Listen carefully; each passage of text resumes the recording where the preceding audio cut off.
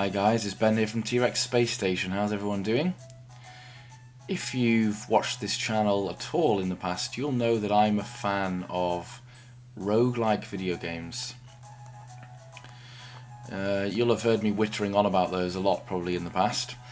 And one of the nice things to see is when people take modern slants on what is actually a very historical and old genre.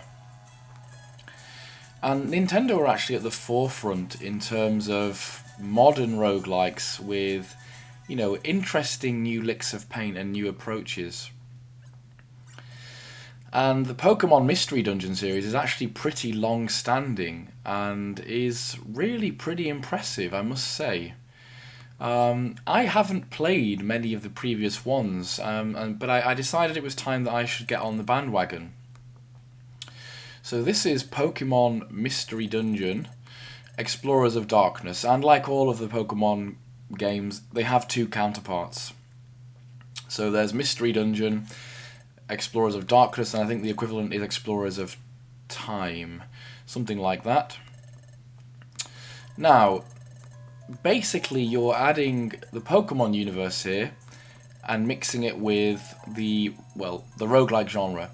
So the idea of these games is that you form an exploration team based around Pokemon that you encounter in dungeons and things.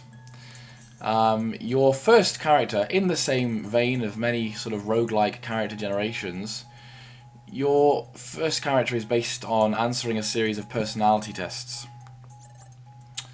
So essentially, you're matched to a certain Pokemon. And that Pokemon depends on basically your character traits, so whether you're shy, whether you're bashful, whether you're aggressive, etc. And that matches you to your first Pokemon.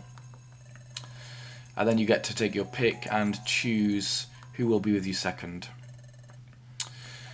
Now, as you can see, there's a degree of cutscenes here and a bit of character exploration, which I must say is not particularly the strength of these games. What I like them for is for that role-playing goodness. And I think it's a really good thing. They've used the Pokemon franchise in multiple different series on the DS. The Pokemon Conquest games, so those were, I think the Conquest series has been there beside Pokemon, then it got a Pokemon Investment. And I'm not sure if Mystery Dungeon was a thing before. It possibly was. Because there is that other roguelike game on the DS. What on earth is that called? I can't remember. I'm waffling now. Anyway, let's try and get through these warbling cutscenes. Right, here we are. So we've got our party and we're able to go and choose some missions. So let's have a look what's out there. We've got various exploration things. Beach cave, and the difficulty level goes from E, which is easy, to various other ones. So let's have a look. Let's take a few of these Mount Bristol ones, shall we? So, yep, I've accepted those. Let's see if there's any... What are these ones called? Outlaws or something? Or bandits, I don't know. So these ones should give... Oh, it appears that there aren't any outlaws. Or maybe I've taken on too many jobs. So if I go to my job list, I can now say, let's take the missions on Mount Bristol. Let's take those jobs. Here we are. And we should be able to go and explore. Now, you kind of accumulate Pokemon as you go along. You find them in different dungeons.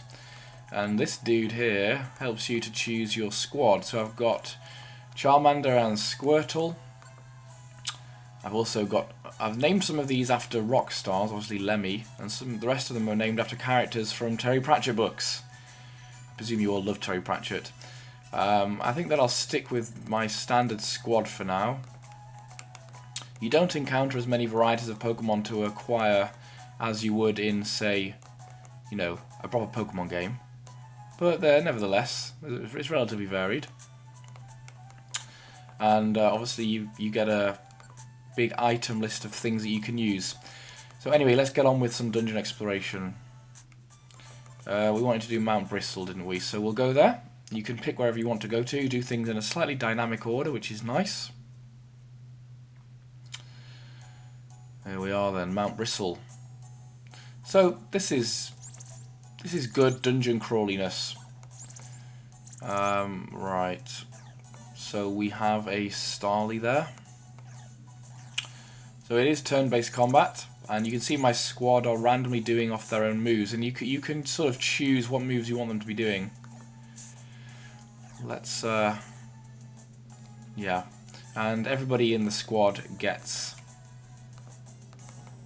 experience points for kills.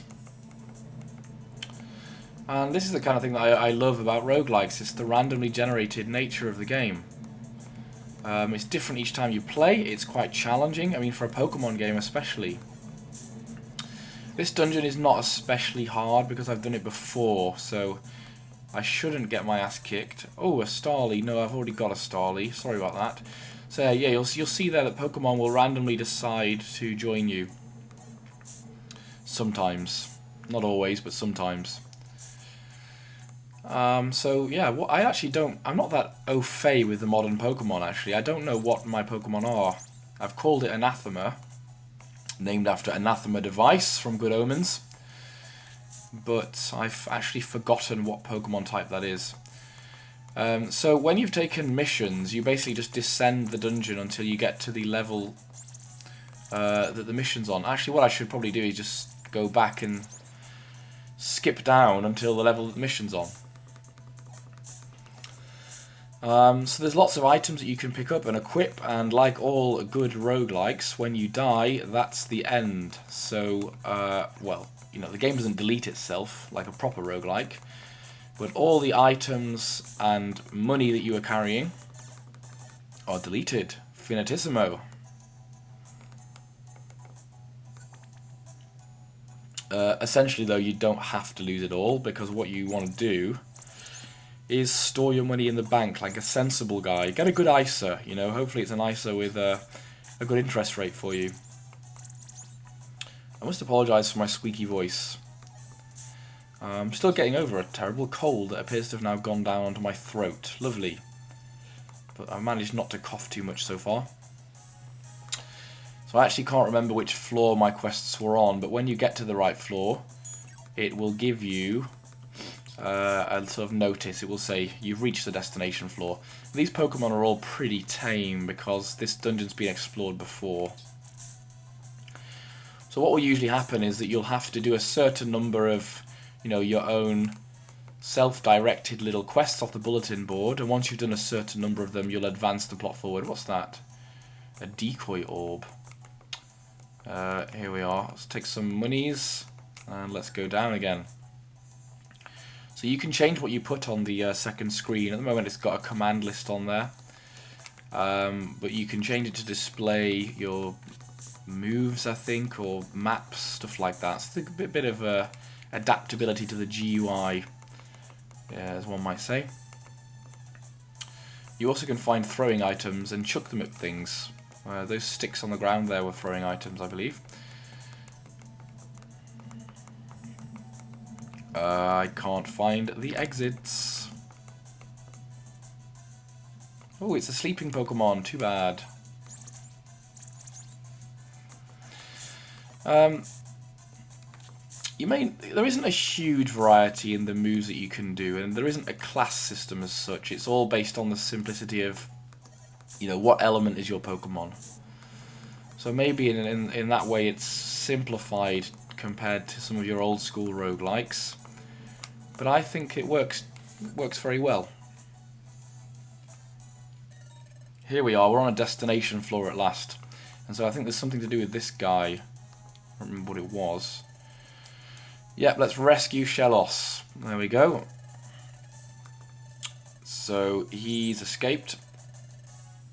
I don't think we want to leave yet because there was another mission. Oh. No. Yes, I want to continue exploring, thank you. Right.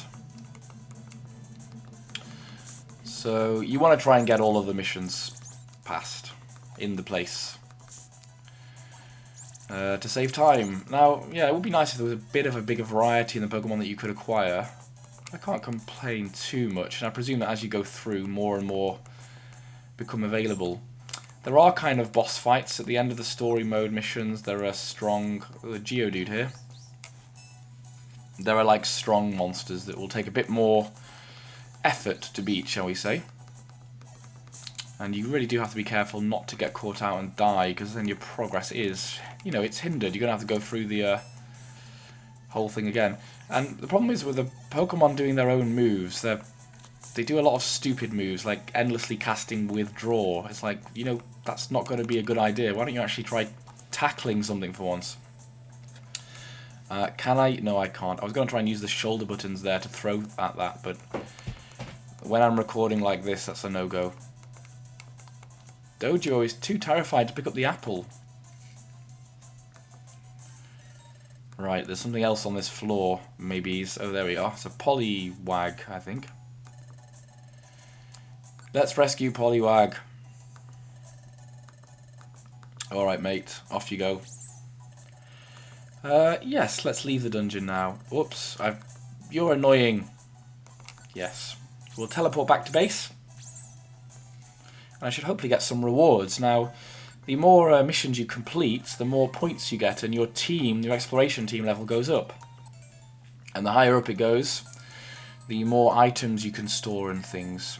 So, it's quite useful to have a bigger pouch.